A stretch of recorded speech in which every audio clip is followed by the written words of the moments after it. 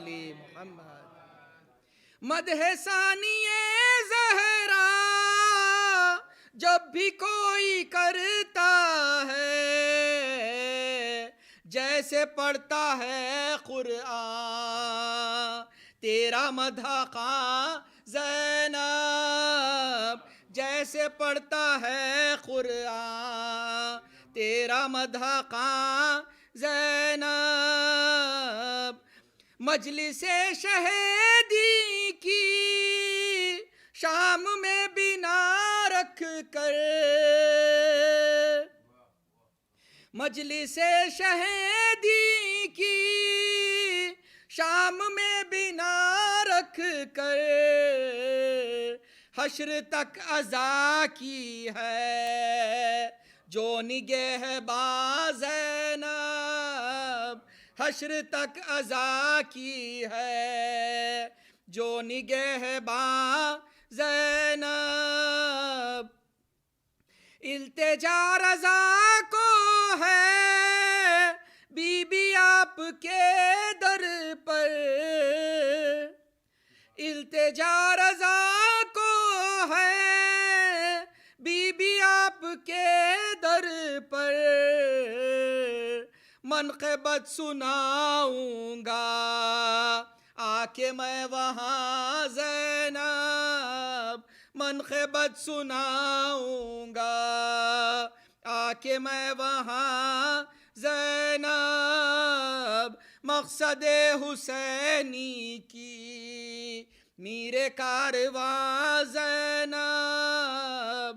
شام کو بنا ڈالا نور کا مکان زینب. صلوات اللہم صلی علی محمد وآل محمد.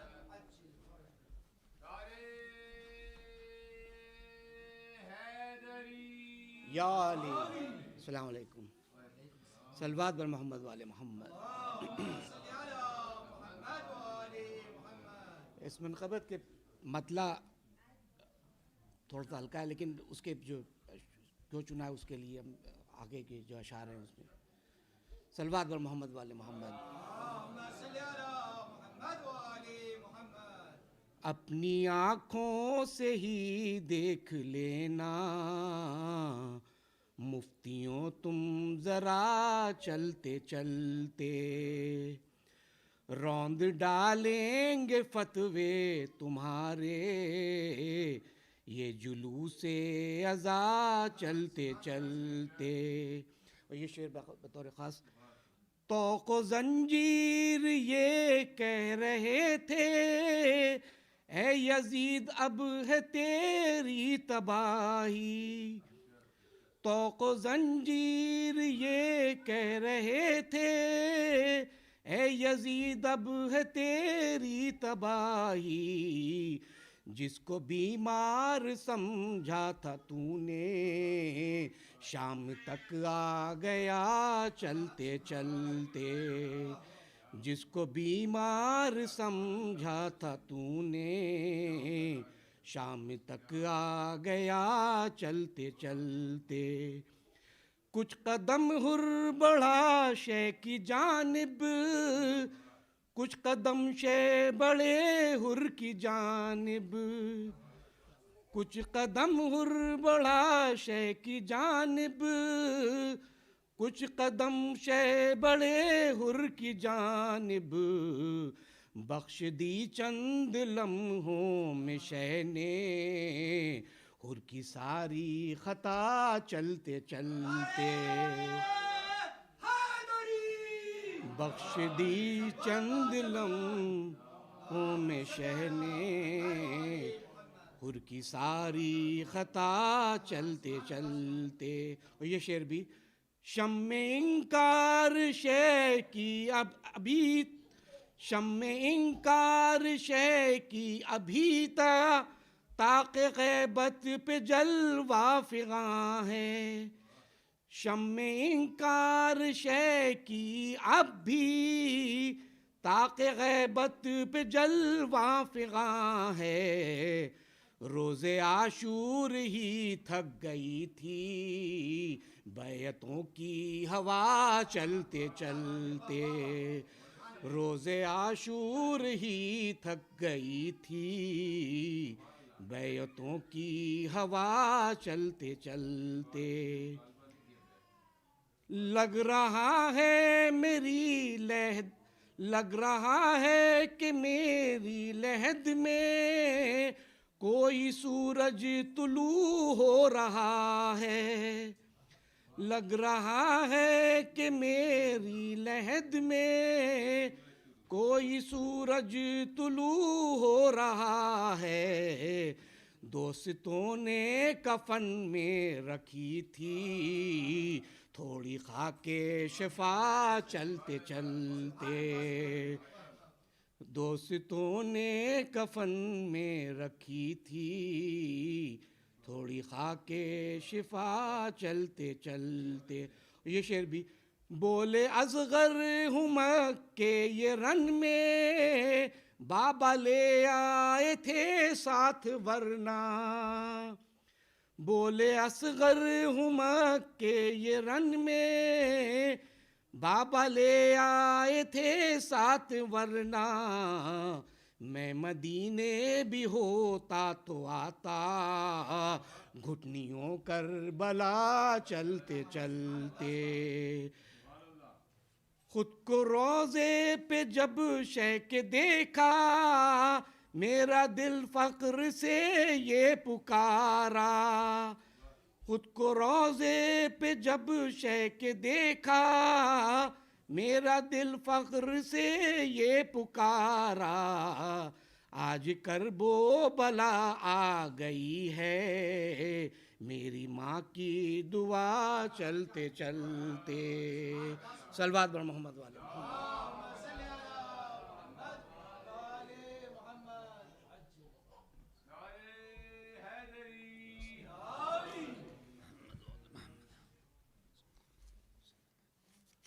برای خوشنودی اموات گذشتگان و برآورده داشتن حاجات مؤمنین و مسلمین اجماعاً صلوات محمد پسند ختم کنید.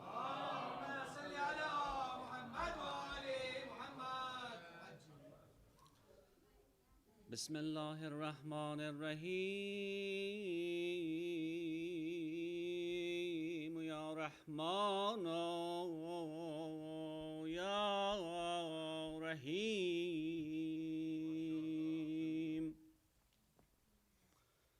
یا رب از دلهای ما نور محمد را مگیر. این تجمل، این توسل، این عنایت را مگیر. هستی ما بستگی دارد به عشق اهل بیت. هرچی می خواهی بگیر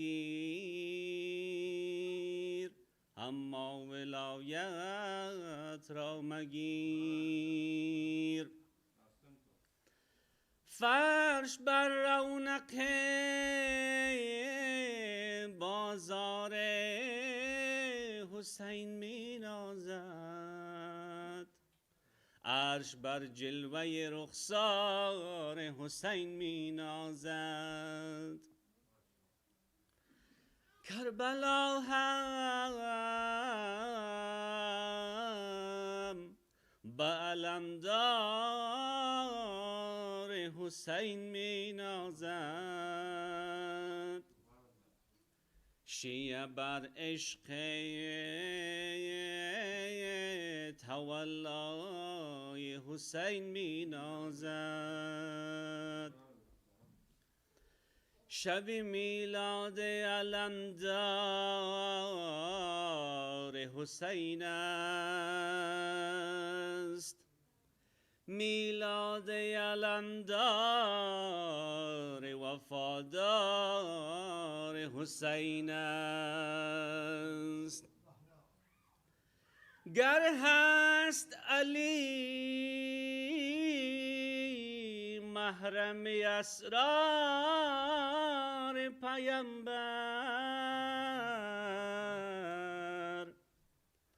عباس علی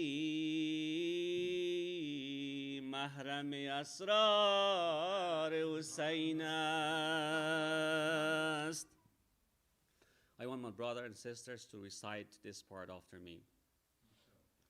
Salli ala Muhammad حسین آقا خوش آمد. صلی علی محمد حسین آقا خوش آمد. صلی علی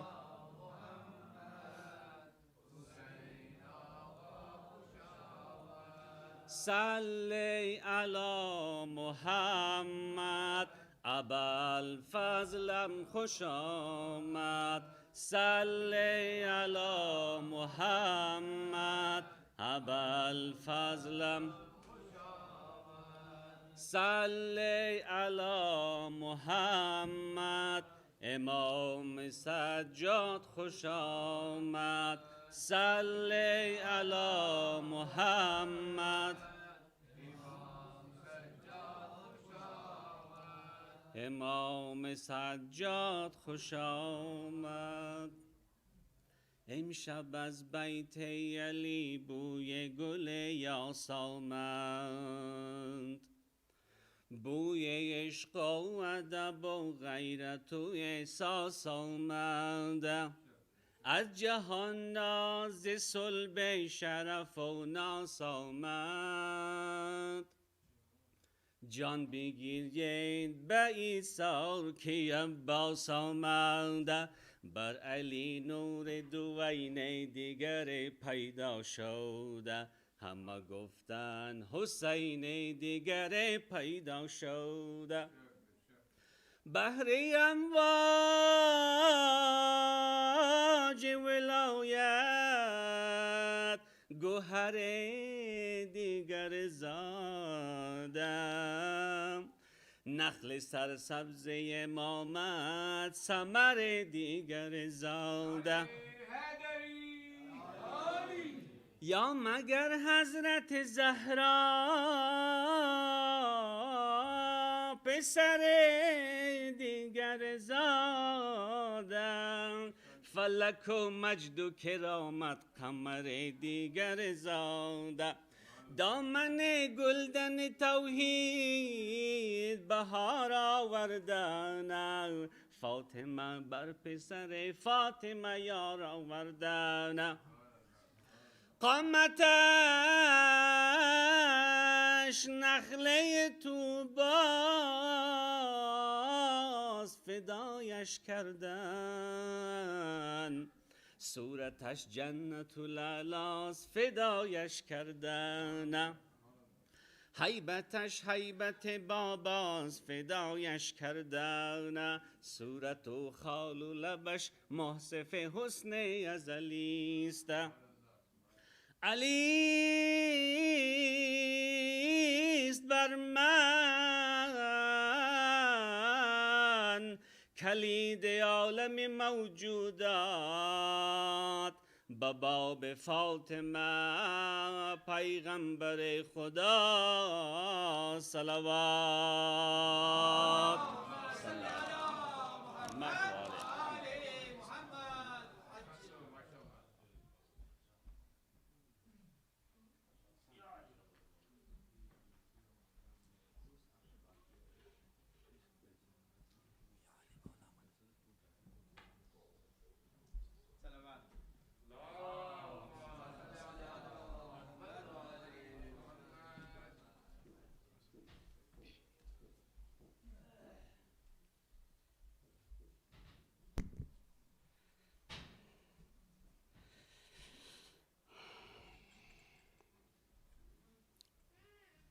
أعوذ بالله من الشيطان اللعين الرجيم. بسم الله الرحمن الرحيم. فوض أمري إلى الله إن الله بصير بالعباد. ولا حول ولا قوة إلا بالله العلي العظيم. حسبنا الله ونعم الوكيل. ونعم المولى ونعم النصير والصلاة والسلام والتحية والإكرام على الرسول المسدد المصطفى الأمجد المحمود الأحمد الذي سمي في السماء بأحمد وفي الأرض بأبي القاسم محمد. اللهم صل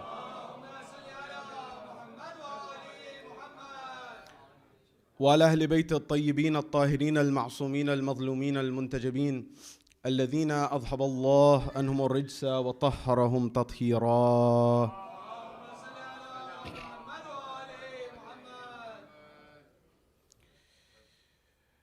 وقل رب اشرح لي صدري ويسر لي أمري واحلل عقدة من لساني يفقه قولي.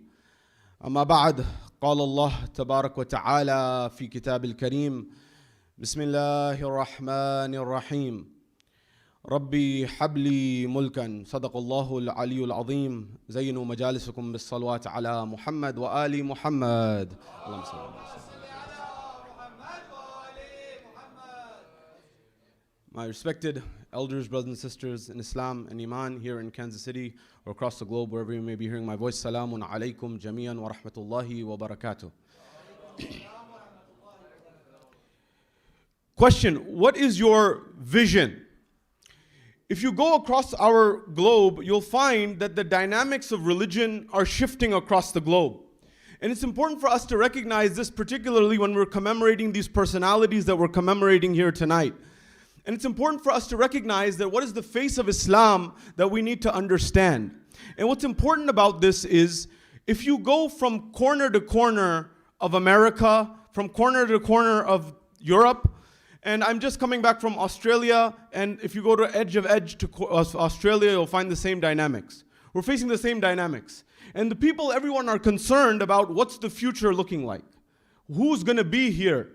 As in, there may be a generation of people who are 40, 50 and above, but under that, who are we serving? Who's our customer base, so to speak, if I can use modern parlance? And so it's important for us to recognize this, that why are we here? And in order to understand that, I want to have a revision and come back to Islam to try to understand what Islam was really about, so that we can rediscover Islam. Islam has not changed. You may find that other things may have changed around Islam. That Islam that came to Rasulullah is the same Islam that you and I got. But what that Islam was able to produce historically and what it is producing today is two different worlds. Not because perhaps one thing has changed, but perhaps something else, other metrics have changed. Therefore, tonight, I want to look at a few things with you. I wasn't planning to come here, but Dr. Abu Ali Jafri has a way of getting me here somehow. I can't say no to him. Having said that, I'm saying this because this is a community that's very near and dear to my heart. And it's very important that we've sort of grown up together, and I want to make sure that there is success here. And that amplifies. And there's a very strategic reason why I'm here, is because you're not too far from, you're right in the middle of America, and I need to maximize effort-wise. So I pick certain cities. So New York City I always go to. I always go to the West Coast, and I always make sure I'm going to Texas and Florida, where I'm based.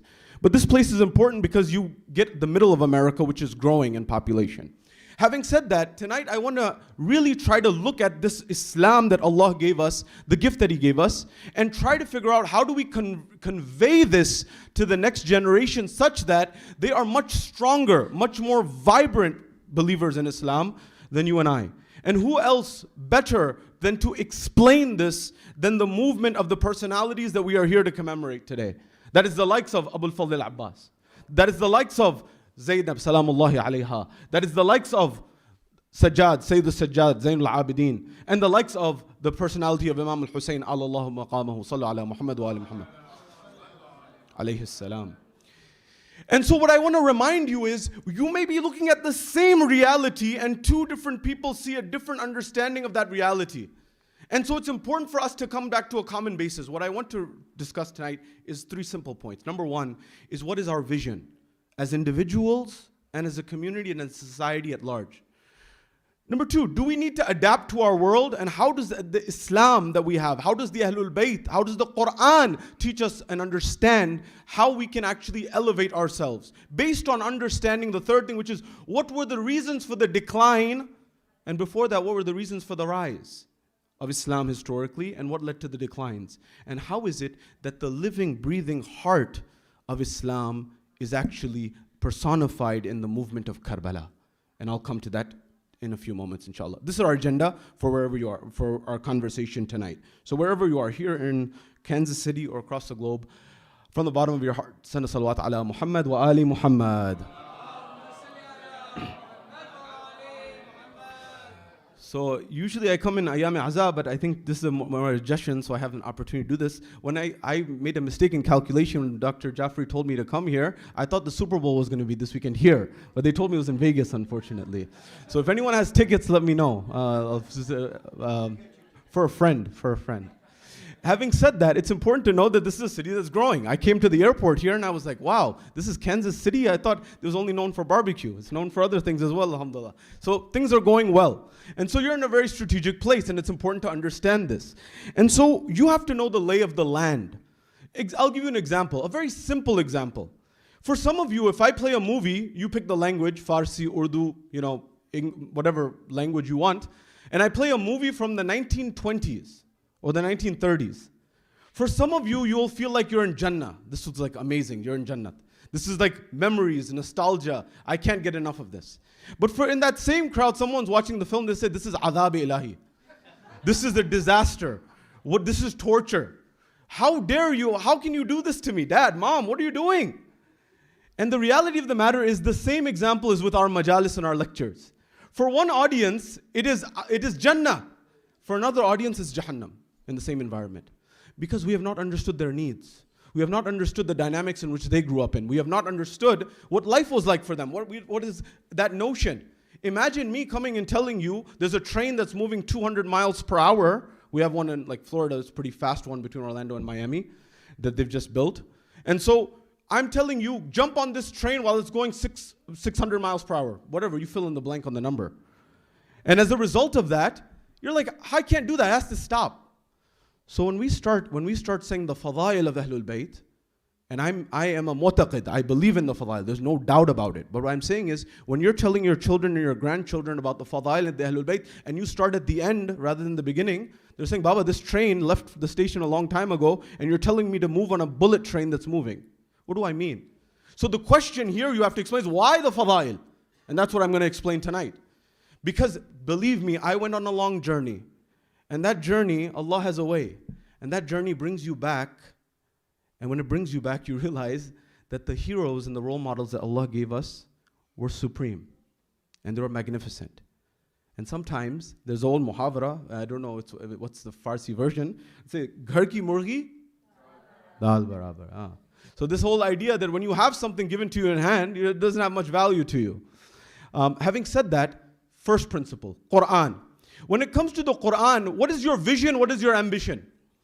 If you look at Judaism, historically Judaism never had a concept. Modern Judaism has changed. But if you look at Judaism, Christianity, and Islam, there's an author, I met her when she was in Florida. Her name is, she's older now, I should say. Her name is Karen Armstrong. I don't know if any of you have heard this name. She's a very renowned writer. And she was at Oxford. She was studying to be a nun. She left it. She wrote a book called History of God, which I highly recommend. She goes through Christianity, Judaism, Christianity, and Islam. And she's written a book called Fields of Blood. For those of you who are interested about religion and violence, the West left religion because they said religion is the number one cause of violence. And as a result of that, when they left, they threw the baby out with the bathwater. Anyways, when this conversation ensued and she talks about this history of Judaism and Christianity and Islam, we should know about these faiths because Islam is much more tolerant. True Islam, not the Islam of the mullah. I'll get to that in a moment. True Islam is very tolerant. In fact, if you read the Mithaq of Medina, that is the constitution of Medina, in the term Ummah, Rasulullah included the Jews. Read it. We don't read. And that's one of the reasons for the decline. There was a time when people used to read. Today, the medium has changed. You can listen to podcasts, audiobooks, and other things. There's other mediums. But knowledge acquisition is very vital. Toynbee, not my words, Toynbee, the historian, he said, I have not found any religion in the history of humanity that has emphasized the accumulation and the acquisition of knowledge more than Islam. But then what happened? There was a time. And it's important for us to keep this in mind. I'm going to give you the punchline now. Judaism, the Bible, the Old Testament, if you read it, you will find that it's very worldly oriented, this dunya. And historically, Judaism has not had a concept of akhirah, number one. Number two, the Bible went the other end. If you read the Bible, there's a line in the Bible that says, a verse in the Bible, that says it is easier for a camel to pass through the eye of a needle than it is for a wealthy man to enter the kingdom of God. You know, when your grandmother used to thread the needle and ask you to help? So, all the akhirah, this is the modern form of Christianity where people are saying, Jesus told me to get one jet. No, not one jet, two jets. That's modern. It wasn't always like that. That's called the prosperity gospel. Third element, Islam was supposed to be complete balance. But unfortunately, Islam inherited and adopted the notion of everything akhirah. And Islam was not that. Islam was gaining the akhirah through this dunya. And that's what we forgot. And that's why we're suffering today. You want the youth back in the community? I'm giving you $1 million advice right now. Or whatever, priceless advice. Remind them and remind the world, don't tell them that Islam is a religion of death. It's a religion of life. And help them understand how to live through the Quran and Islam. And not say everything's akhirah only. If that was the case, then Rasulullah would have just sat at home all day. Imam Ali would have sat at home all day.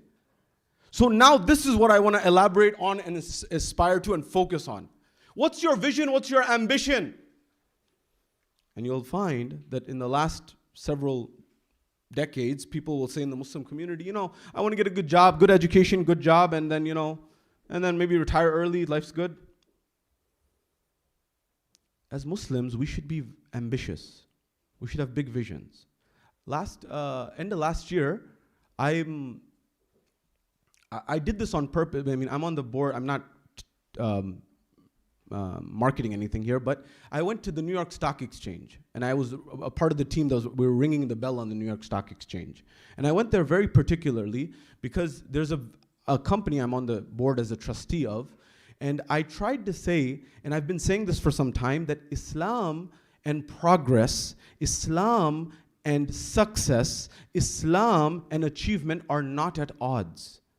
In fact, Islam encourages us to achieve. Islam encourages us to go very far. And there are opportunities in front of your eyes to change the world, to make it a better place, whether you realize it or not. And allow me to explain. Surah Sa'd, Surah 38 of the Quran, Allah subhanahu wa ta'ala tells us about Sulaiman and Dawood, father and son. And in that moment, Allah subhanahu wa ta'ala tells us about Sulaiman, and there's a dua of his. I wish I had the time to elaborate on this, but I don't have the time to go into the whole story, but I'm giving you the punchline, which was this. There's a moment where Sulaiman does dua to Allah subhanahu wa ta'ala, and he says, what is your dua? What's our dua? Just think about this before I give you his punchline. He says that, for us, we ask, Ya Allah, give me $1 million, give me 10 million, give me money. Alhamdulillah. By the way, Islam's not against it. The niyyah matters. Two people could have the same dua, but the niyyah matters. The intention matters. Number one.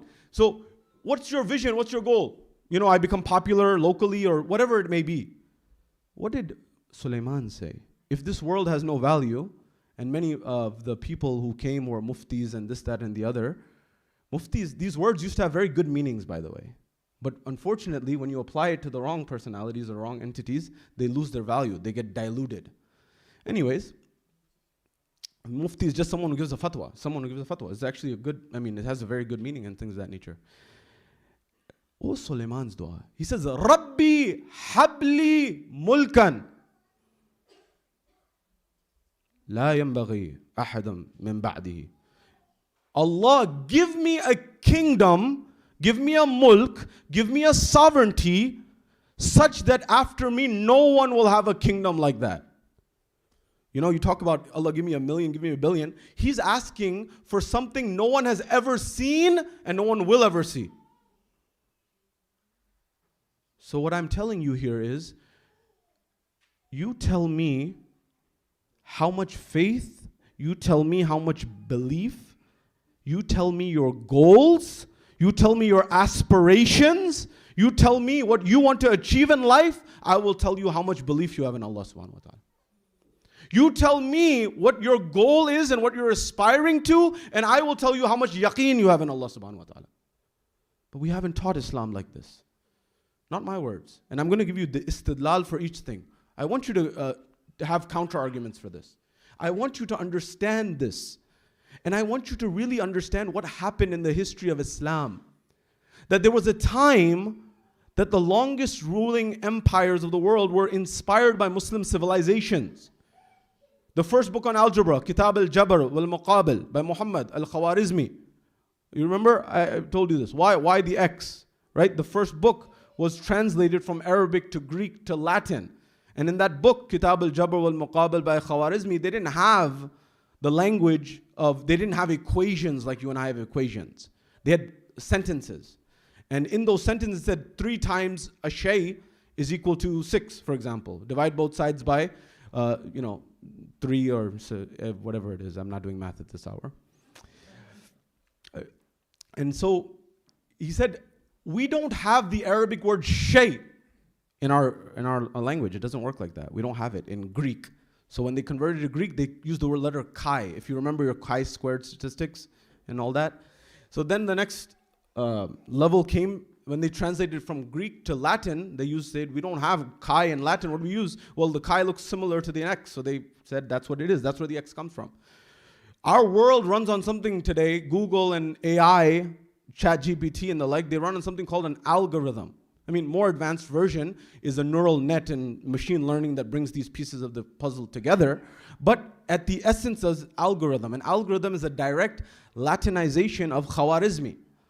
If you look at the stars, you'll find that most of them today have Persian or Arab names. Today, in the scientific community, most of the stars have Persian or Arabic names. Why? The inspiration of this directly was the Quran. Allah says in the Quran, سَنُرِيهِمْ آيَاتِنَا فِي الْآفَاقِ وَفِي أَنفُسِهِمْ. We have put signs for them in the horizons, in the afaq, and within them. So when people said, if the Quran is saying this, I need to investigate this. I got to figure this out. I got to understand this. I got to figure out, what is Allah saying? That there are signs in the horizon. So they were looking at the stars, the galaxies, the planets. And then when Allah says inside us, they were also looking at the biology. They were looking at the details. I mean, it's so important for us to recognize this. Because if you don't, you end up being a victim to something called an inferiority complex. And Imam Ali in Nahj al-Balagha says anyone who has a complex, either superiority or inferiority, will suffer. And it's important for us to recognize and understand this. So now, when the Quran says this, I gave you Sulaiman's vision of what he wanted, number 1. Now let's come to the example of Rasulullah. But even before Rasulullah, understand, Islam is one religion of God that's been coming from the time of Adam till now. It's just monotheism.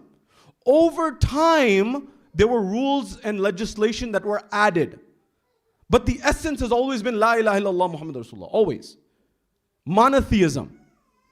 In fact, if you read the history, that what happened was, the people of Arabia had this sense of, before Islam, in the Ayyam-e-Jahiliyyah as it's called, they had this sense and this notion and this idea about, they were, on one side, they were idolaters, and on the other side, they were very proud of the fact that they were on the line of Ibrahim. And so when anyone who came and said to them, they're like, hold on a second, you're saying you're followers of Ibrahim and you're so happy but you're also idol worshippers? They thought the religion of Allah had been changed so much by that time that they thought that Ibrahim was following that religion. But that's where Rasulullah had to come and say, no, we got to go back. We have to correct course to understand the essence. But the first 13 years in Mecca, what ahkam are there? The first 13 years in Mecca, and then after that 10 years in Medina, 40 years silent propagation, 23 years open propagation. 13 years in Mecca, when he's propagating openly, there's just one thing, La ilaha illallah Muhammad Rasulullah. And then there is salah at that time, and namaz. Namaz is morning and evening, 2 rakahs each. It was a good deal.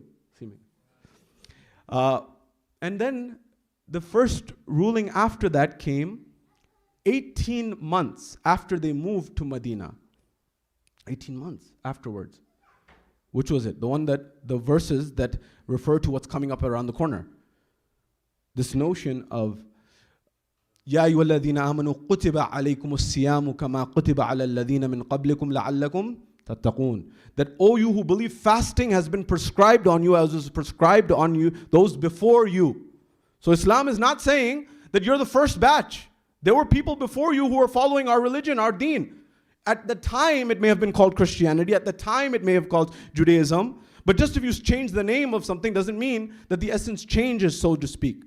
And so it's important to understand the Christianity of its time was the Islam of its time. The Judaism of its time was the Islam of its time. But then when distortions happened, Allah corrected the course. And that's why it's important for us to understand these dynamics of the equation. So now, when it comes to this, in our world, what's the benefit of these gatherings? What are the benefits of these understandings? It's to remind who is it that we are really looking for, and who is it that we are looking up to as followers of Ahlul Bayt, as followers of Islam, and as follower of this. And by the way, when it came to these Ahlul Bayt, this became a contentious issue in modern times.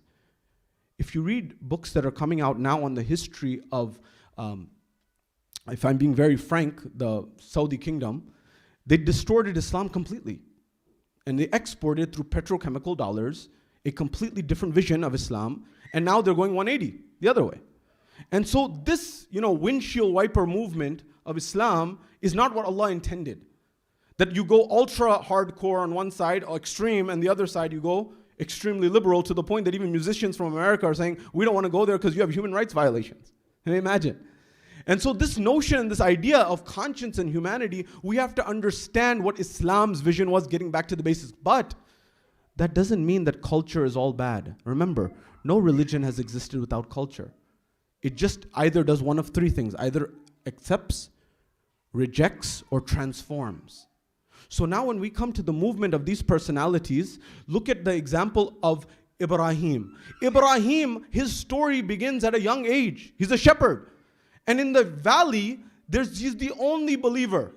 And at that point in time, he hears, Subuhun Quddus Rabbul Malaikati wa Ruh. And there's a call out, and he's saying, who's saying Allah's name in this land? How's that possible? And he says, Ibrahim says, can you please recite this one more time? I'm the only monotheist here. I haven't heard God's name. And then he says, what will you give me? So he had a flock of sheep. He said, I'll give you 1/3. He said, just say it one more time. Subuhun Quddus Rabbul Malaikati wa Ruh. He said, okay. He said one more time. After he heard it, he was in a state of ecstasy. He was a spiritual high, as we would call it. And he said, what I want to hear one more time. He said, what will you give me? He said, I'll give you half of what's left. I'll give you whatever. And so he says, okay. Subuhun Quddus Rabbul Malaikati wa Ruh. He said, one more time, last time, please. He said, what will you give me? He said, whatever I have left, it's all yours. Subuhun Quddus Rabbul Malaikati wa Ruh. Allah said, Ibrahim, you passed the test. This was a test of your wealth. Allah says in the Quran, وَلَنَبْلُوَنَّكُمْ بِشَيْءٍ مِّنَ الْخَوْفِ وَالْجُوعِ وَنَقْصٍ مِّنَ الْأَمْوَالِ وَالْأَنفُسِ وَالثَّمَرَاتِ وَبَشِّرِ الصَّابِرِينَ الَّذِينَ إِذَا أَصَابَتْهُمْ مُصِيبَةٌ قَالُوا إِنَّا لِلَّهِ وَإِنَّا إِلَيْهِ رَاجِعُونَ. We just focus on the last part and talk about death. The whole part, everything before is talking about life. Allah subhanahu wa ta'ala says, وَلَنَبْلُوَنَّكُمْ بِشَيْءٍ مِّنَ الْخَوْفِ. Most surely you will be tested with khawf. وَلَنَبْلُوَنَّكُمْ بِشَيْءٍ مِّنَ الْخَوْفِ وَالْجُوعِ, and hunger. وَنَقْصٍ مِّنَ الْأَمْوَالِ, loss of wealth. وَالْأَنفُسِ, and your own lives. وَالثَّمَرَاتِ, and fruits. Fruits, what do you mean fruits? He said, your offspring, your children. And this is where you realize that the greater the test, the greater the reward. If anyone in history, people oftentimes, they may get one element of this or some element of it. But if you look, Imam Husain is that personality who got all of this at one time, all these tests in one moment. And he was supremely successful. That's why he's still alive. And beyond alive. When we move from from planet to planet, if we're going to Mars or wherever we're going after that, will be forgotten. But I guarantee you Hussein will be remembered. Imam al-Hussein will be remembered. And it's a universal movement. It's important for us to understand this. So now, coming to the crux. Why here? Imam Ali, Imam Hussein, Imam Sajjad, Bibi Zainab, Hazrat Abbas, and coming up to Imam Zaman in a few days. Sallu ala Muhammad wa ala Muhammad.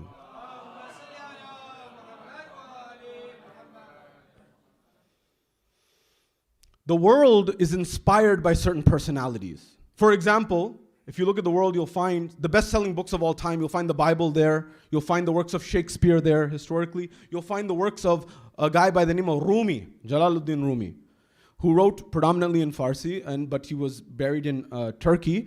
And the world was gravitating towards him for spiritualism, for spiritual mysticism, right? And if you ask everyone by now has heard of the name. If you go to your offices and you go to work, everyone's heard of at least Rumi by now. In fact, celebrities are naming their kids Rumi, for example. And there's a lot of wisdom that can be gleaned from it. He himself says, I learned this from the Quran.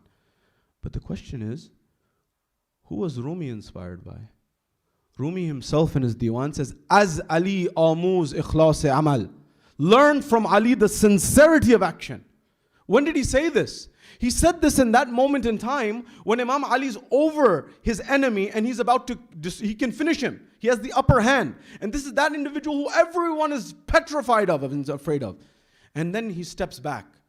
And then he goes and he finishes the job. And they say, Ya Ali, everyone was petrified. And you finished him off in such a way? Amr ibn Abdullah al-Amri, how? He said, and you stepped away. And then you came back. What happened? Nobody would ever do that. He said, yes. What you didn't see in the distance was when I was striking him, he spat on my face. And I stepped away. And then I composed myself. Of course, Imam Ali, the Amr of Amir al-Mu'mineen is the Amr of Allah subhanahu wa ta'ala. There's no separation. But to explain to us, otherwise they wouldn't talk. They wouldn't have any need to talk. They would just talk in their brains. We wouldn't learn anything. And so, but there's a principle here that he's saying that Ali is not doing this out of his own ego or himself. He was completely fana fillah. He had completely annihilated his ego. And that's the magic equation of Allah. If you finish yourself in Allah's way, Allah will elevate you beyond measure. You can't go further. That's the magic of what happens in our parlance, in our language. Imam Ali alayhi salam, he had already said, لَوْ قُشِفَ الْغِطَاء لَمَزَّقْتُ يَقِينًا, that if you remove the veils, if there's no hijab between me and Allah, my yaqeen will not go up an iota. I'm already at the limit. It's as if Allah is in front of me. They asked Ali, do you worship a God? Have you seen God? He said, I don't worship a God I've not seen. But you're limited by thinking of the vision of the eyes. There's vision well beyond. And now we're finding out this. If you've ever read the book called Blink by Malcolm Gladwell, and he was telling people who in certain things, their intuition over years of experience, they can't even explain why, but they can tell if something's real or fake. In paintings, art, sports, you name it. That those years, so it's not just our eyes that perceive. We know there are 5 senses, but beyond that we're finding more. So now, Rumi, the world knows. But Rumi is looking at Ali. Furthermore, when it came to this, remember the verses that came, when we talk about the Ahlul Bayt, this is also Quranic injunction. 18 months after they moved to Medina from Makkah, the verse came on fasting, but with that, according to ulama, another verse came. Do you know which one? إِنَّ اللَّهَ وَمَلَائِكَتَهُ يُصَلُّونَ عَلَى النَّبِيِّ يَا أَيُّهَا الَّذِينَ آمَنُوا صَلُّوا عَلَيْهِ وَسَلِّمُوا تَسْلِيمًا.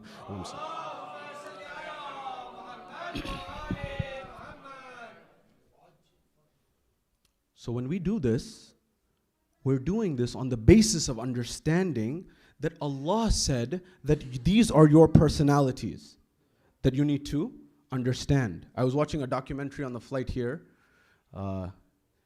Connecting flights aren't always the best, so you have to make the best time of it. And so I was watching Oppenheimer, parental discretion advised. Oppenheimer was as you know, a physicist.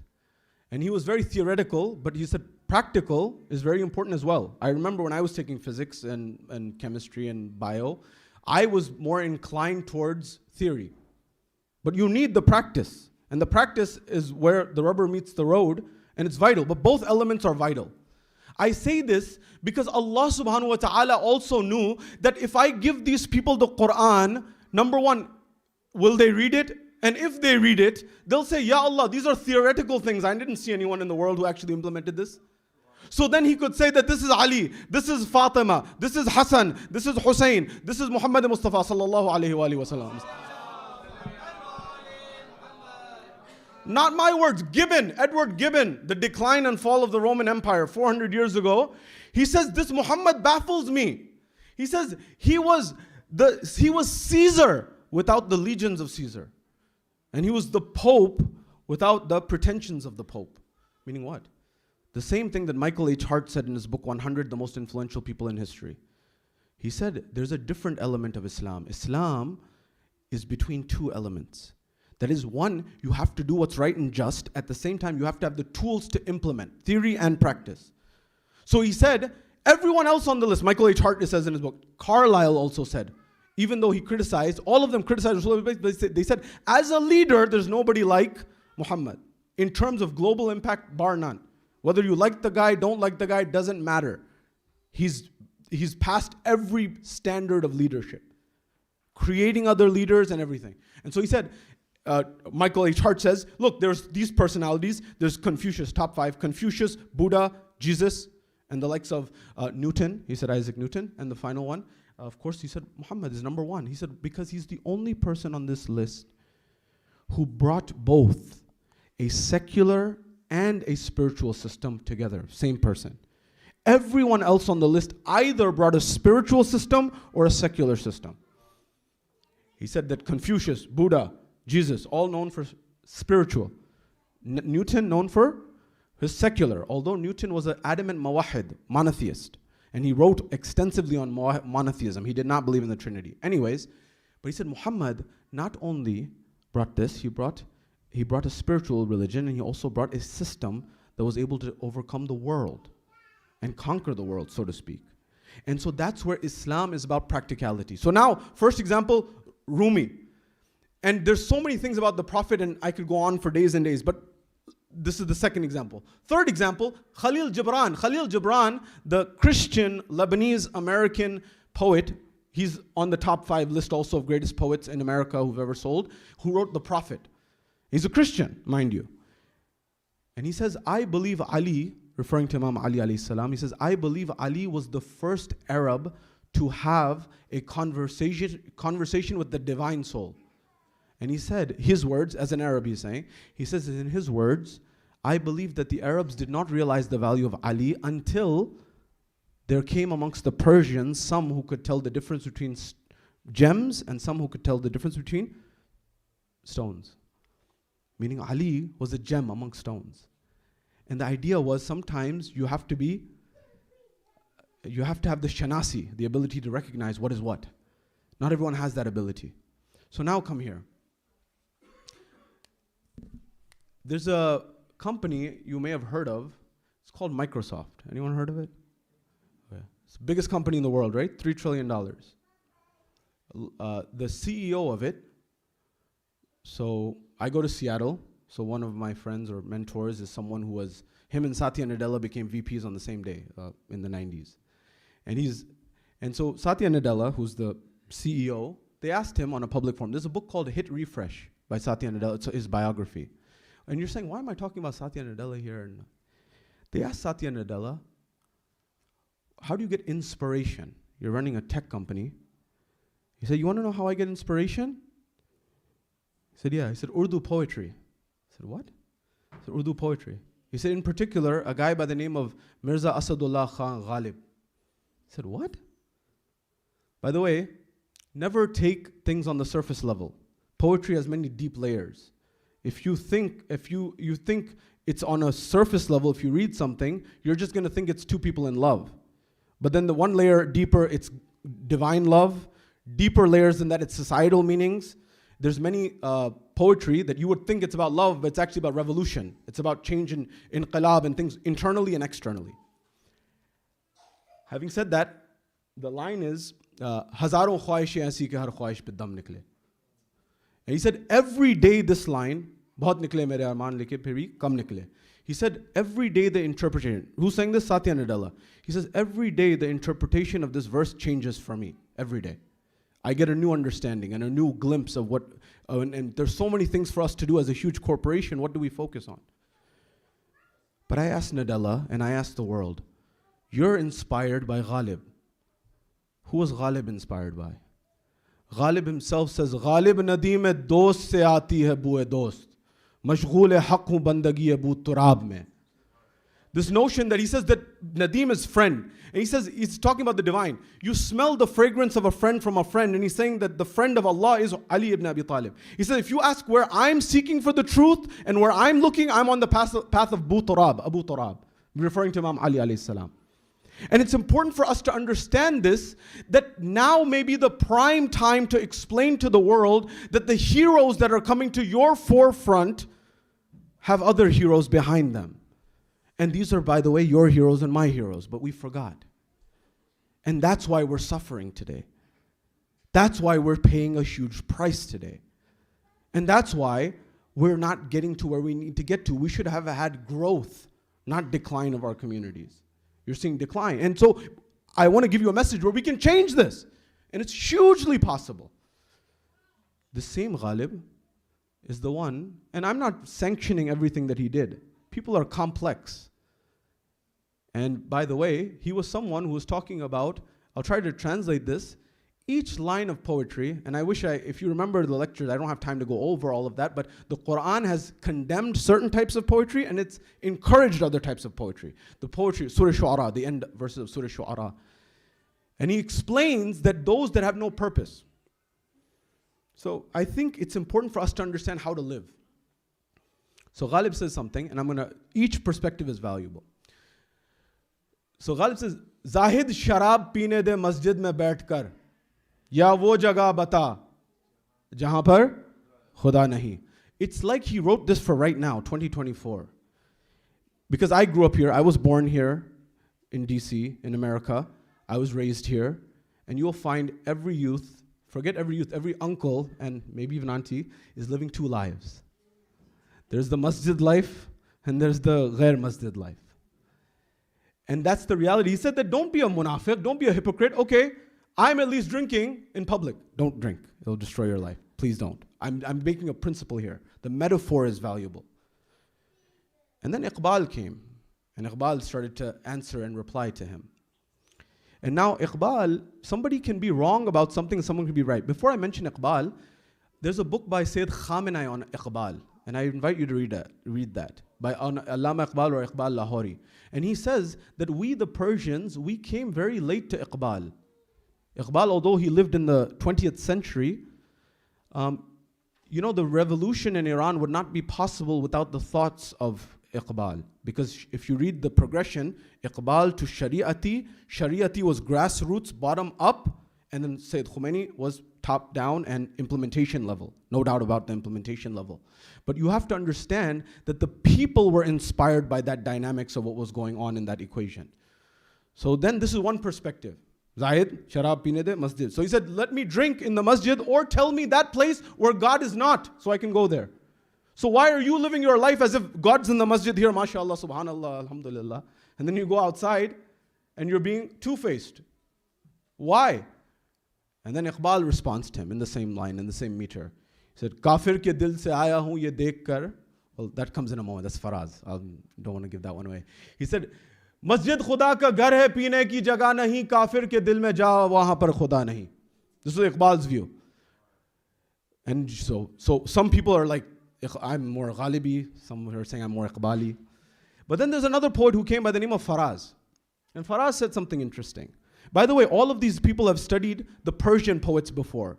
And they've studied Urdu. The proper Urdu poetry is a refined form of Arabic and Farsi poetry. It took the best elements of it. You can't understand Ghalib without understanding Mirza Bedil. And I wish I had the time, and there's people here who are like, I wish you could talk about this for another hour. And there's people who are like, what the heck is this guy talking about?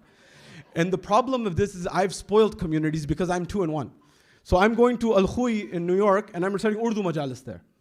Because I grew up in that environment of Urdu majalis. I understood Urdu, I understand it, I love it. But not everyone in my generation does. And so you have to know your audience. You have to know who you're speaking to. And you have to understand that dynamic of the equation. And so these are the two perspectives. Then there comes Faraz. And he says, Kafir ke dil se aaya hoon ye dekh kar, Khuda maujood hai wahan, lekin use pata nahi. He says, I just came back from the heart of a kafir and I saw that God is there. He just doesn't realize it yet. He doesn't recognize it yet. Down the street, there are very good-hearted people, amazing people. When we go on holiday, and when I go to Australia or London, I tell my neighbor who's a Christian or Jew, or maybe something else, can you look after my place? And you'll find that they're more honest than many Muslims. In fact, you'll say if he's Muslim, I'm not going to tell him. I'll tell somebody else. Let me find someone who's a non-Muslim. And so the idea is, it's important for us to recognize the humanity in everyone. And if you know the root word of kafir, you will find that the root word of kafir aligns much more with that. Why? The root word of kafir aligns much more with kafir comes from agriculture. That seed that went to the ground, but it never got to the surface. Meaning Allah put good in every individual that was ever created, period. But the question is, did you allow for that goodness to come to the surface or not? So Allah is Rahman and Rahim. And if you read what the ulama say on the tafsir of Rahman and Rahim, they say Rahman is general mercy. Rahim is particular mercy. But here's the punchline and kicker. Rahim is particular mercy is not because Allah decided that it's going to be particular mercy. It's because of the capacity of the recipient. I can talk to you about physics. You want to talk about physics? You can study at university physics with algebra. You can get some understanding. But to get deeper understanding, you need calculus. And if you want to go further in quantum mechanics, you need differential equations. And you need other levels of mathematics. The subject hasn't changed. The person who's receiving the subject has changed. So you may find when people ask, why is it that this person has that blessing and this blessing and that blessing and that blessing? You may find they're a very good person. In fact, some of the Muslim community ask me, I go to some communities I lecture. These were communities where Shias, followers of Ahlul Bayt, Muslims, and you know who sponsored them, who took care of them? Christians. Uganda, Idi Amin kicked out many people in the 70s, 1971. And there was a Christian church in Allentown that I go to lecture in. And they sponsored this community. How many people are you and I sponsoring and thinking about? So, bringing all the pieces of the puzzle together, here's what I want you to remember. Islam is a religion of life and death. But in the presence of understanding what Allah wanted us to struggle. There's a moment coming back to Ibrahim. Ibrahim is being thrown towards the fire. Now remember, the higher your spiritual status, the higher your test. Later, Ibrahim was tested with his son. But you and I are not supposed to give that test. Similarly, when he's tested, Ibrahim, he's being thrown towards the fire. Namrud builds this huge fire, and when he builds this huge fire, as a result of that, you know what happens? Jibreel comes and says, Ibrahim, do you need help? He's flying towards the fire. He said, yes, but not from you. If you and I get help from Jibreel, take it right away and run. For him, it's different. He said, look, I need help, or not you, from Allah subhanahu wa ta'ala. And Allah said, Ya naru kuni bardan wa salamun ala Ibrahim. O fire, become cool and easy on Ibrahim. In that environment, the riwayat say, there was a little bird. While Ibrahim is being thrown towards the fire, there was a small bird that was taking in its beak some drops of water. And it was flicking it on this fire, massive fire. And the other creation started to say, what on earth are you doing? What are you doing? You think that's going to put out the fire? And the bird said, I'm not going to be asked if I put out the fire. I'm going to be asked what I did. And that's all Allah asks from you and I. What are you doing in His cause? The same thing, you can say, you want anything in life? Make your niyyah that you are doing it for Allah. So for example, you may say, I want to be a billionaire. Just before that, or with it, say, I want to be a billionaire. Why? For the sake of Allah. There's nothing wrong with that Islamically. In fact, it's encouraged. In fact, Islam would not have survived had it not been for the wealth of Khadija salamullahi alayha. Impossible. And so you always need a movement and someone. So now coming to this, and I'm concluding, it would be unjust in the next few minutes if I didn't mention the people we're actually here to mention. I've been implicitly mentioning them, but to this point. We call Sayyida Zainab salamullahi alayha, this individual who is this personality, we call her Saniya Zahra, for example, the second coming of Zahra. But our ulama have said actually she's Saniya Khadija, second coming of Khadija. I said, why? The ulama say, our Ahlul Bayt said, the reason is her circumstances were much more similar to Bibi Khadija salamullahi alayha than Fatima Zahra. How? Bibi Khadija was the wealthiest woman in Arabia, and she gave up everything for Islam to the point that she didn't even have a kafan in her final moments. You know, Abdullah ibn Ja'far al-Tayyar. Ja'far al-Tayyar, the brother of Imam Ali alayhi salam. Imam Ali, you know the brothers. Talib, Aqil, Ja'far, Ali, right? One of his brothers, Ja'far al-Tayyar, the one who his hands were cut the way Hazrat Abbas's hands were cut, before Hazrat Abbas. Ja'far al-Tayyar was the one who Rasulullah sent the first delegation to Abyssinia, Ethiopia, in Africa. And there was a Christian king called Najashi who protected the Muslims and gave them amnesty. And the historical fact is, perhaps there would be no Islam had a Christian not given sanctuary to Muslims in the early days of Islam. But Rasulullah had a tremendous love for Ja'far al-Tayyar, the same way he had a tremendous love for Imam Ali alayhi salam. And so it's important, when Ja'far al-Tayyar was martyred, Rasulullah came for condolences. When he came for condolences to the house of Ja'far al-Tayyar at that point in time, he came and he put his head on the head of Abdullah ibn Ja'far al-Tayyar. Abdullah was playing with some money, what we would call monopoly money today. And he said, what are you doing? He said, my child, what are you doing? There's 3 moments where du'as are accepted straight away in life. One is when a mazloom does du'a to Allah subhanahu wa ta'ala. When you have no one else and you're oppressed, you do du'a to Allah subhanahu wa ta'ala, number 1. Number 2 is when you see the Kaaba for the first time. The Kaaba of Allah subhanahu wa ta'ala, the house of Allah subhanahu wa ta'ala. And the third is when you put your hand on the head with affection of an orphan. Remember, Imam Ali alayhi salam, in his final words, he said, Allah, Allah. Allah, Allah is a point of emphasis. He says, by Allah. Allah, Allah, fil Quran. Don't forget the Quran. And he says, Allah, Allah, fil aitam. Don't forget the orphans. And you know, it's important for us to understand because the person saves their final breath for the most important element of what's there. So now, when Rasulullah did dua, Allah's messenger was giving condolences, and he says to Abdullah ibn Ja'far al-Tayyar, who's a young boy at the time, he says, may Allah, he puts his hand on his head, he says, may Allah give you barakah in your business. And what barakah did Allah's messenger give him? And you found that he became the IMF and the World Bank in one person. When governments needed loans, they would come to Abdullah. He was the wealthiest man in Arabia. Bibi Zainab married Abdullah ibn Ja'far al-Tayyar. And as a result, you would think, you know, sometimes when you don't have, you don't have. But when you have everything, and you're asked to leave everything, and then go to Karbala, and then go to Kufa and Sham, that's the principle we learn from Bibi Khadija and from Bibi Zainab, which is, it's not a problem to have nice things. The problem is, and the question is, do the nice things control you or do you control them? Who has the upper hand? Who's the one in control? When you understand that, and when I understand that, that's when we understand this. So now, for the next generation, the things I'm bringing all of these elements of the equation together. When it comes to this, if you want to understand this, go to what was being said by the thinkers and the philosophers of the past and revive it to help people understand today how Islam teaches you how to live. Again, Iqbal. Iqbal, in his diwan, he mentions that there is of divine love. You want to understand divine love? He says, Hadith-e-ishq do babast kar bubala o damishq yake Husain rakam kar digare Zainab. He says there are 2 gateways to the story of ishq, divine love of Allah subhanahu wa ta'ala. One Hussein wrote, one Zainab wrote. Why is he saying this? He's not a Shia, at least not apparently. He understood something. Any honest person who studied the history of Islam knew one thing, and that is this. Rasulullah, Imam Ali, Imam Hassan, Karbala, Islam ends. Islam ends. What do I mean Islam ends? The Islam of Rasulullah ends. The Islam of Amir al-Mu'min ends. The Islam, that is, Islam was not implemented after that in the true sense, and it won't be until the Imam of our time comes. It won't. Everything else has less than.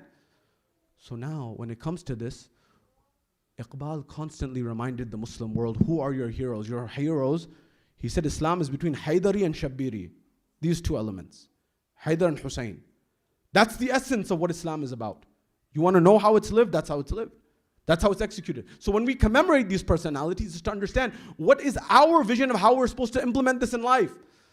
And that's why he continues. He writes a qasida in honor of Fatima Az-Zahra, right? Maryam az yek nisbat Isa aziz, has seh nisbat Hazrat Zahra aziz. So for one reason Maryam is exalted, but for three, Fatima Az-Zahra, if that's the basis. If for one reason Maryam is, then at least for three. But it's a long qasida, but he says, Noor-e chashma-e rahmatul lil alameen, as Imam Awwaleen wa Akharin. Iqbal wrote more in Farsi, by the way, than he did in Urdu. It were less in that. But his language transcends. And so he says that, who is this Fatima Az-Zahra? By the way, there's a scholar that lived in the subcontinent who was maybe one of the last great scholars from the subcontinent. His name was Ali Naqi Naqavi. Naqan Sahib, they used to call him. And he said, I studied the history of this one incident. You know, we go over things. He said, when I looked at Fatima, Rasulullah used to stand up when Fatima used to enter into a gathering and give her his seat. He said, you know, we make glance over this and said, it's a father-daughter respect. He said, I looked in the history of the other imams and I wanted to see, did any other imam ever stand up for his daughter? And he said, no. I never found Imam Ali or any of the later imams standing for their daughter. So what gives here? He said this was one qa'id, one rahbar, standing out of respect for the other. That's why you understand when Imam al-Askari says, we are a hujjah. The imams are a hujjah on the people, and our grandmother Fatima Az-Zahra is a hujjah on us. Then you understand what that means.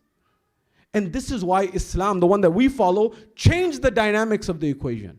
So now, for you and I, when Rasulullah, what was the masjid before? During the time of Rasulullah, the masjid was not all like one lecture for everybody. Yes, when Rasulullah spoke, it was generally shorter lectures, but there were different ones. So what do you do in the mosque? There are 3 life calibers. If you want people to come, Rasulullah invited people in Dawat-e-Zul Ashira with food. Today, your kids can go to Dave's Hot Chicken or somewhere else and get food that they prefer much more than the biryani that's downstairs. I wonder when we'll start putting, I love biryani by the way, but even we've changed. Allow me to explain. There was a time when the Indian and the Persian diet required a lot of carbohydrates. People working all day and night, ghee and all of these things, you'd burn it off. Today, if you're sitting in an office or working from home, laying in bed, that's going to kill you. And it's important for us to recognize the same thing. There's something that's important, and I invite you to read. It's called Shikwa and Jawab-e-Shikwa by Iqbal. Now, the bend of time tells reality. When he put out Shikwa, every Maulana, Mufti, and all of them said he's a kafir and he's this and he's that. But they didn't have the vision of him. Iqbal had studied at LMU, which is the top university in Germany, and he had studied at the top institutions of the United Kingdom. And he had problems, by the way. I mean, not everything is perfect. There's only 14 ma'sumin. Not everyone's perfect. He had problematic views too, sure. But he was onto something. And that was that if you want Islam or any religion to survive in this part of the world, it has to be a religion of life. You know which religion or which religious group has the most packed? When I go to Toronto, do you know which community is the most packed congregations? Any guess? Huh? Well, in our Ahmadis are one, and Ismailis. Because they realize that there's tremendous benefit as part of being the Jamaat. You come to some of ours, I don't mean to be doom and gloom. You're not allowed to be mayus or hopeless in Islam. It's not allowed. It's one of the major sins. But, you know, you're not trying to come to the Imam Bara for benefit. You're trying to go to the Imam Bara to save yourself. You're saying, if I'm having a rough day and I had a rough day at work, the last place I want to come to is the Husseiniya or the Imam Bara, if it's for the people. It shouldn't be like that. These should be spiritual sanctuaries. And so what can happen is you can have different halaqat and different circles where you talk about different things. Someone has interested. If I go to universities here, some people go into the College of Engineering. Some people go into the College of Economics and Business. Some people go into the College of... I remember there was a very, very wealthy Iranian family that during the revolution time, they moved here to America. And they were a family of doctors. And the grandson, he says to his grandfather that, okay, we've come to America now, I'm going to get ready to be a doctor. And he says, have you lost your mind? He said, what do you mean? He said, this is not Iran, this is America. In America, you don't be a doctor, you do a business. It's an entrepreneurial space. One of my friends, who's done very well, he said when he first came here, He said his mentor, who's done very well as well, he said, you have to understand it's not United States of America, it's United Corporations of America. As soon as you understand that, you understand the game. So you need to understand. I was invited to a camp, Camp Taha, I don't know if any of you have been there, and I was speaking there, and I was talking to some of the parents. And I'm saying this to you because you have to understand your child. Allah has given each person a gift. And that gift, if our community can come together to help people bring their gifts out, then we've succeeded. You know, for example, mental health crisis. There are certain things that are positives and negatives related to these things. For example, Asperger's syndrome. I have people in Wall Street who are trying to find people with Asperger's because they say that where there are some challenges, there's also benefits in terms of their analysis skills, right? And so what I'm saying that I've met many people in our communities who have some form, not my words, their doctors have said OCD or ADHD or something of that nature. Now, if you get support, you can go very far. But if you don't, that person can suffer. I'll give you another example. I grew up playing basketball and soccer and football and all of these sports, right? But when I started spending time with some of the billionaires in our community, there are other sports that you need to consider, like tennis or golf, because those are networking sports. You know, people aspire to excellence. So you and I need to make this place a markaz of excellence. What's the state today? I'm being honest with you. I don't have a dinner party to go to. I don't have work, school, anything. Last thing on the list is I'll come to Imam Bara. I'll come to the Husainiyah. That's everywhere. We have to get to the point where we say that we create these centers such that people realize if they don't come to the Imam Barga, the Husainiyah, then the rest of their life suffers. Right now it's the opposite. Right now the dynamic of the equation is, let me avoid the Imam Bara so I don't have any suffering in my life. That can't be the status quo. And I'm not talking about one or two people who, for them it's a sanctuary, but for the future generations, these need to be considered. Live Karbala as a movement of life, not death. If Imam Husain went to the plains of Karbala to fight, well, at least you can do is maybe start a business and make the Imam as a partner of yours. Maybe 1% profit share, 50, you do 50-50, even better. But do that and learn along the way. You should have entrepreneurship workshops here where you teach people how to do business. The most recommended career according to the Ahlul Bayt is entrepreneurship. And believe me, from the people I'm talking in Silicon Valley, the healthcare industry, pharmaceutical industry, every major industry has no idea the tsunami that's coming with AI. You have no clue. You've not even seen the scratch of the surface. And if you know technological revolutions, they will run you over and you have no idea. From Gutenberg's printing press, all the way to the pen, and everything in between, to fire. So you should be having conversation about where the world is going. And it's important for us to understand these things. Aankhon mein jagta hai. I'm actually done now. I'm literally. Aankhon mein jagta hai sada gham Husain ka. सीने में सांस लेता है मातम हुसैन का, सीने में सांस लेता है मातम हुसैन का, और मिट्टी में मिल गए हैं इरादे यजीद के, लहरा रहा है आज भी परचम हुसैन का, लहरा रहा है आज भी परचम हुसैन का. खुदाया उर्दू को इंग्लिश में ना सुने खुदा के लिए. Understanding this concept is vital. With respect to what this individual mentioned, when it comes to this, you and I need to recognize the power of Imam Husain. My uncle used to play cricket, like World Cup cricket, right? And he said he used to read Nade Ali whenever he used to get into and that used to give him a sense of courage and strength.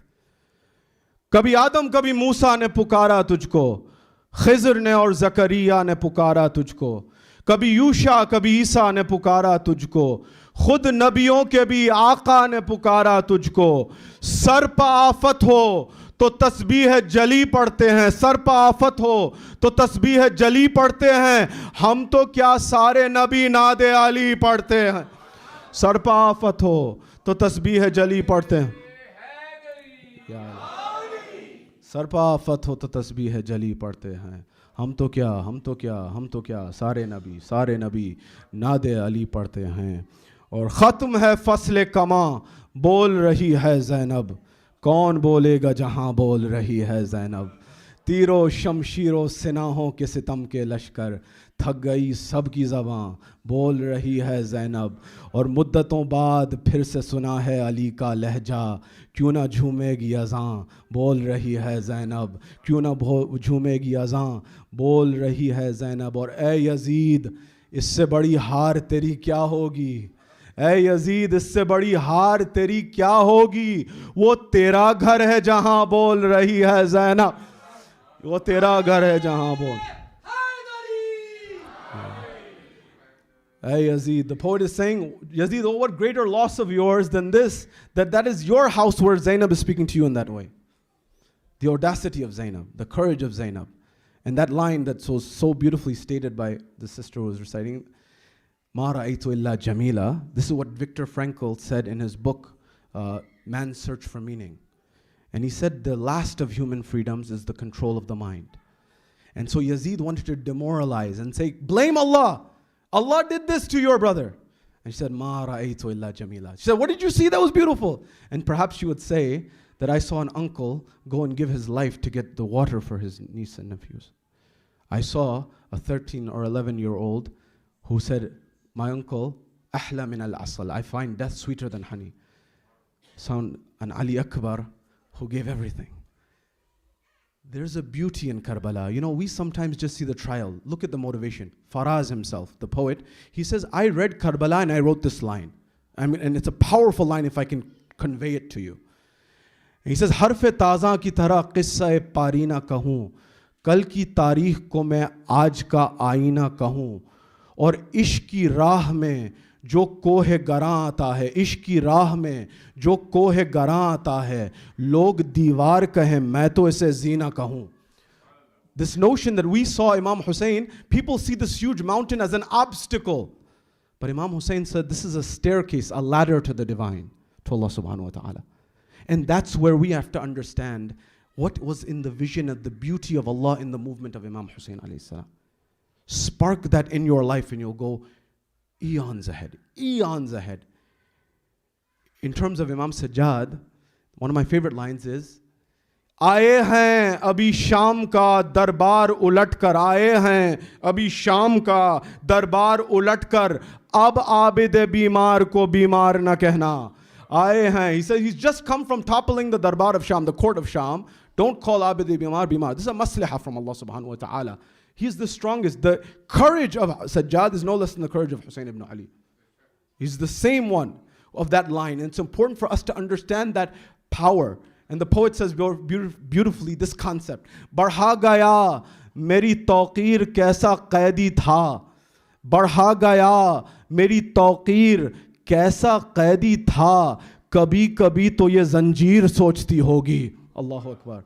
He says the zanjeer, the shackles, yesterday nobody asked about the shackles. But as soon as they touched Sajjad alayhi salam, they became elevated and exalted. This is the karam of the Ahlul Bayt. वो जा रहा है उजालों का काफिला लेकर, वो जा रहा है उजालों का काफिला लेकर, तो अब तो शाम में भरपूर रोशनी होगी. So अब तो शाम में भरपूर रोशनी हो गई. This is the power of these elements. One dua, it's a line of poetry in form of dua with respect to al-Fadhl al-Abbas. Sakhi Husain ke Abbas ka hai ye roza, दरख्त मांगने आते हैं इस जगह साया, यहीं चमकता है आकर हर एक आईना, और दयारे बाबुल हवाइज है फैज़ का चश्मा. बड़े बड़ों का मुक़द्दर संवरते देखा है, बड़े बड़ों का मुक़द्दर संवरते देखा है, और समंदरों को यहाँ मश्क भरते देखा है. The dynamics of al-Fadhl Abbas. A hadiyah for tonight, if you're ever in your difficult moment, 133 times. Ya kashif al-karbi an wajh al-Husayn, ikshif karbi bihaqqi akhik al-Husayn. 4 Bab al-Hawaij, Abbas, Ali Asghar, Imam Musa al-Kadhim, of course, and Muslim ibn Aqil. There's a power in these personalities. Tap into it and understand Karbala.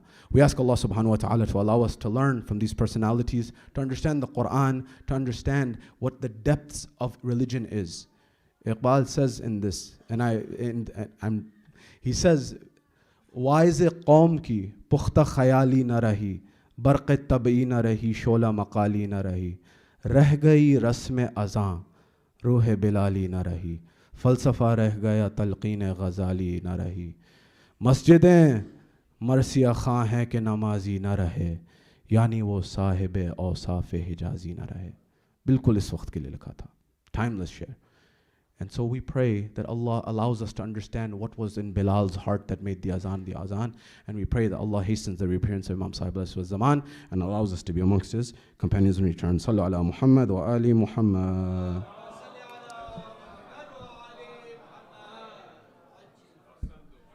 اب تو بالکل نہیں بلائیں گے نا.